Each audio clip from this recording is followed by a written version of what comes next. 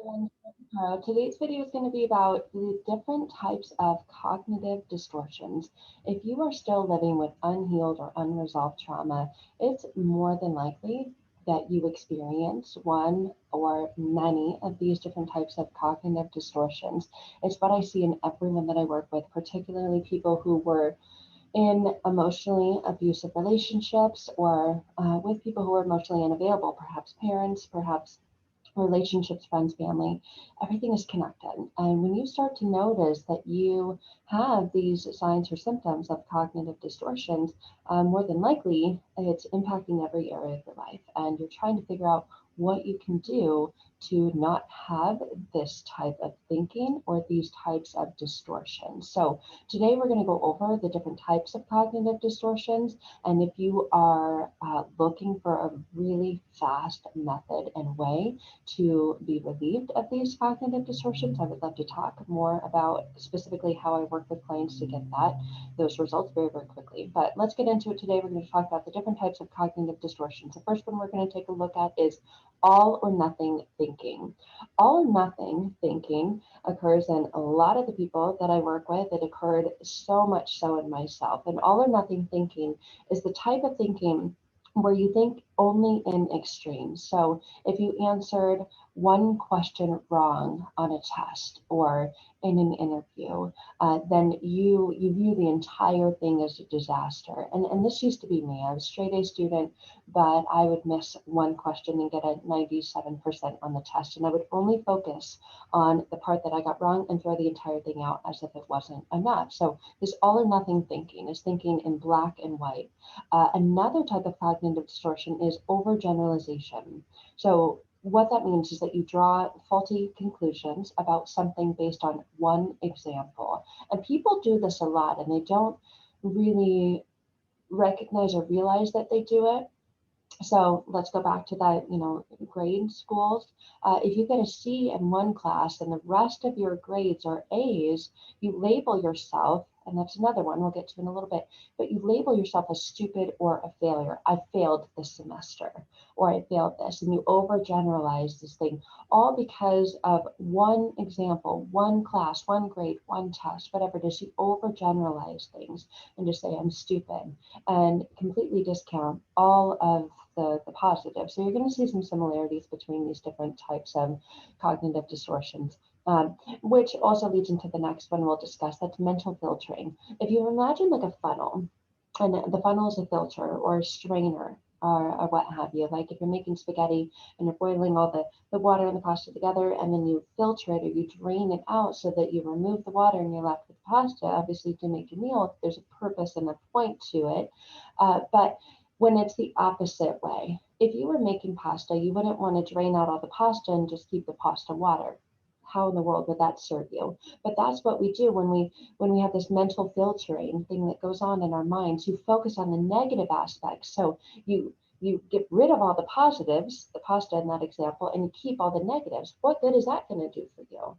So imagine that the negatives are the pasta water and the positives are the pasta itself, but you filter out what you need and you keep what you don't. So you focus on the negative aspects of a situation and disqualify all of the positives. It's like they filter out through the bottom of that funnel or through that strainer.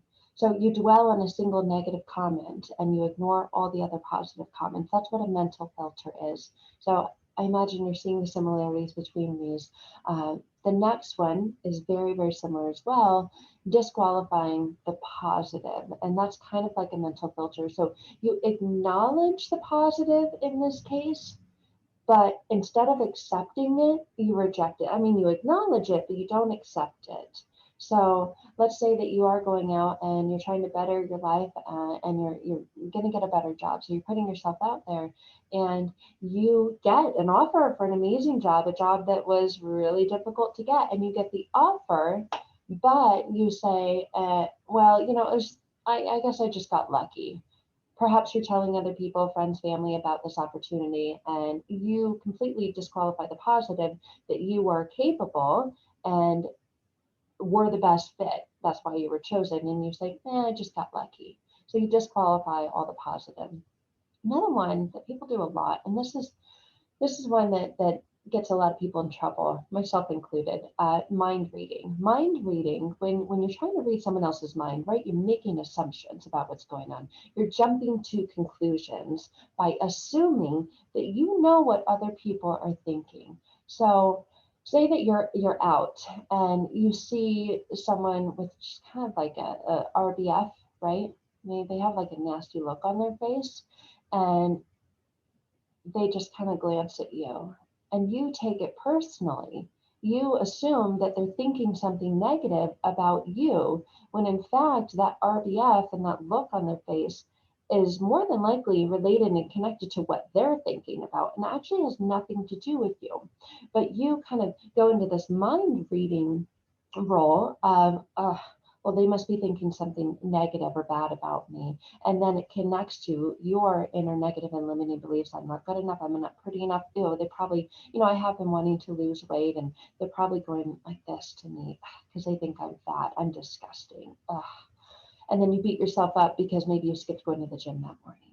So mental, not pardon me, mental filter, mind reading is a really big area that people get stuck and have a lot of trouble. And it leads into the next one. This next cognitive distortion we're going to take a look at is blaming or personalization.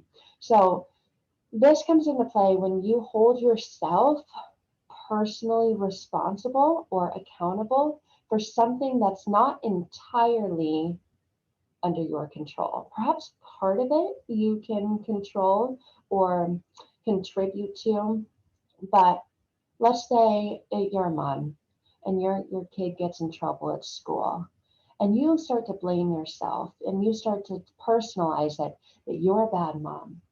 You're a bad mom because your kid got in timeout at school.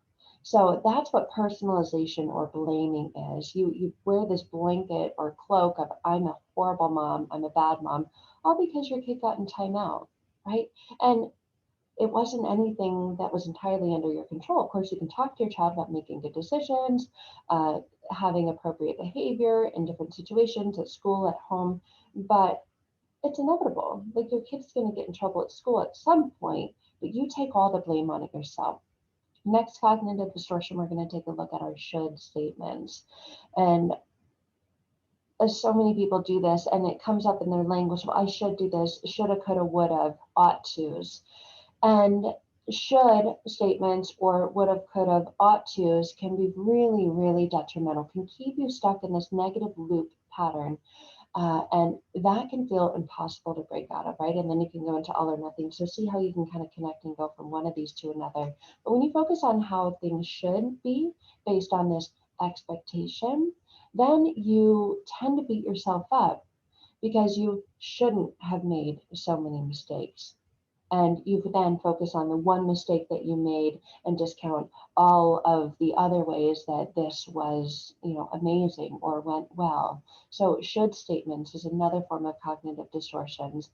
The next one we'll take a look at is emotional reasoning. So emotional reasoning, what that is assuming that your negative emotions reflect the truth or mirror the truth. And there are sayings out there that life is like a mirror. And I truly do believe that that's the case. But emotional reasoning will have you look at that reflection as if the negative emotions are the truth. And so you're feeling angry. So this proves that you were treated unfairly, all because of the negative emotions that they reflect the truth. Not always a bad thing, but that is one that can get you in trouble if you're looking at it from the wrong angle.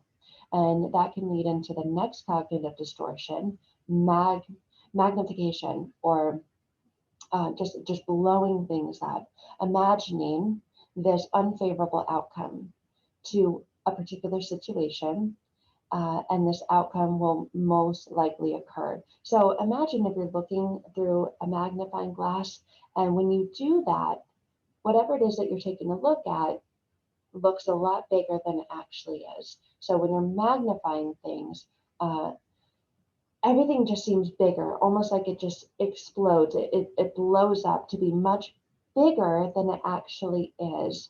if you were to take an ant and look at it under a magnifying glass, the ant is really small, but under the magnifying glass, under the lens of what you're viewing it through, it looks a lot bigger than it actually is. And people tend to do that with problems in their life or with situations in their life and take that to this particular outcome and blow it up much bigger and than it actually is or would be. So that's another way that you will notice cognitive distortions in your life. The next one is almost like this crystal ball. It's known as fortune telling. And so you jump to conclusions and predict almost like, okay, what's going to happen? What's going to happen? And then you predict that the outcome will be negative or will turn out bad. So you're going through depression or anxiety, for example. A lot of people I work with have been diagnosed or labeled with that, whether it was by a doctor or they self-diagnosed. And they are looking through, okay, let's look at my future. I don't want to feel this way. In the next year, maybe if I get this job or get into this new relationship, then things will get better.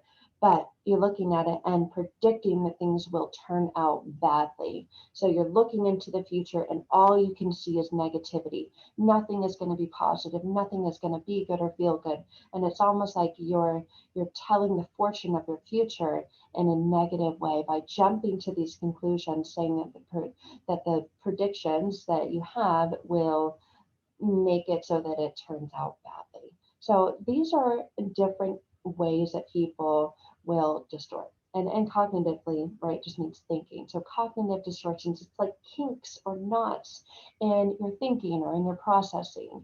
And what happens is the mind gets stuck in these loops and these patterns and these cycles. It's almost like those old school record players where you had to take, the little needle and put it on one track, and it would continue to play that track and go round and round in that loop and play that song until it was physically picked up and moved over and put into another track. So that's the best analogy and metaphor for what it is like to work together. You break that loop and put your mind on a different loop and a different track, a different cycle, a much more positive one, a much more beneficial one, because you're no longer in the loop of those cognitive distortions. So if that's what you're looking for and everything else that you have tried hasn't gotten you that, but that's what you want, and maybe you're under the impression that it's not possible, I would invite you to take a look at all of the people that I've worked with. We do this right consciously with the different exercises, easy, fun, and daily exercises. But the most powerful part is the one-on-one work that we do together through our therapy sessions that alter and change everything. So you break out of that loop and get onto a much, much, much better track, one where you're not stuck in those cognitive distortions. So thank you guys. I hope that wherever you're at in life, whether you're in a toxic and unhealthy relationship now, just got out of one, or raised in a toxic environment and are starting to see these own patterns within yourself that you're ready to break, then I would love to connect. There's more information in the links below this video for us to connect and possibly work together one-on-one, as long as we're a good fit for that. So I would look forward to hopefully speaking with you and connecting with you very soon.